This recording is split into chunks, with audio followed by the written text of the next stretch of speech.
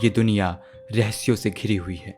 बहुत सी अफवाहों के साथ कई ऐसी सच्ची घटनाएं भी हैं जिन पर यकीन कर पाना बहुत मुश्किल है।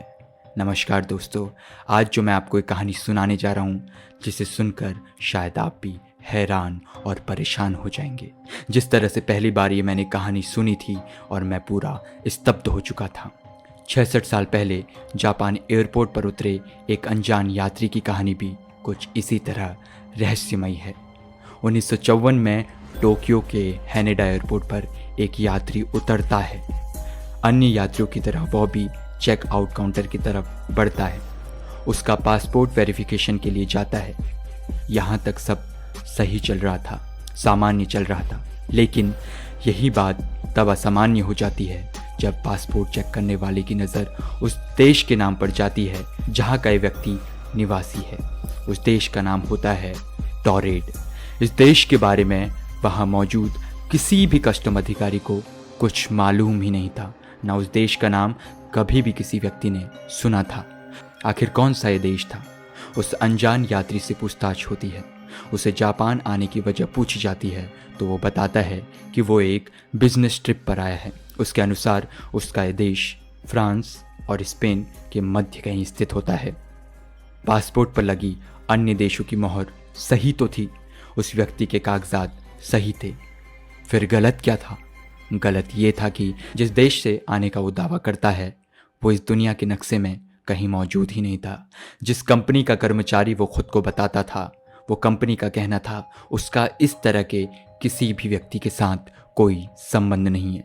फिर ये इंसान कहाँ से आया था? इसी तरह वो जापान जिस कंपनी से मीटिंग के लिए आया था, उन्होंने भी ऐसे किसी व्यक्ति की जानकारी को झूठा बताया। जिस होटल में ये व्यक्ति अपने ठहरने की बात कर रहा था, उस होटल का भी यही कहना था कि ये व्यक्ति की बुकिंग हमारे होटल में नहीं हुई है। परेशान कस्टम ने जब उस अनजान यात्री को वर्ल्ड मैप दिखाकर उससे पूछा कि तुम्हारा देश कौन सा है, उसकी उंगली एंडोरा नामक देश पर जा रुक गई और वो झुंझला गया। उसका दावा ये था कि ये मैप गलत है क्योंकि यहाँ एंडोरा की जगह टोरेडो का नक्शा होना चाहिए। उसने ये भी कहा कि उसका देश वहाँ 1000 सालों से स्थित है, लेकिन 1000 साल पहले से इस नाम का कोई भी देश वहाँ नहीं था। उस यात्री की हर बात कस्टम अधिकारी को उलझाती जा रही थी, लेकिन उसके दस्तावेज फर्जी बिल्कुल नहीं थे। और तो और उसके पासपोर्ट पर इससे पूर्व टोक्यो, जापान और ऐसे कई अन्य देशों की मोहर लगी हुई थी।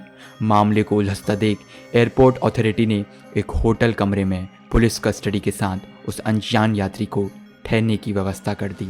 उन्हें लगा इससे उन्हें इस रहस्यमयी शख्स के बारे में गहराई से जानने को मिलेगा, मगर हर किसी की आंखें फटी की फटी तब रह गई जब अगली सुबह वो शख्स उस बंद कमरे में नज़र नहीं आया।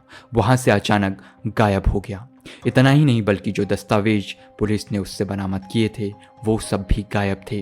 वो शख्स कौन था, कहाँ से आया था और ये टोरेड देश का क्या राज था, ये सब आज 66 साल बाद भी एक रहस्य बना हुआ है।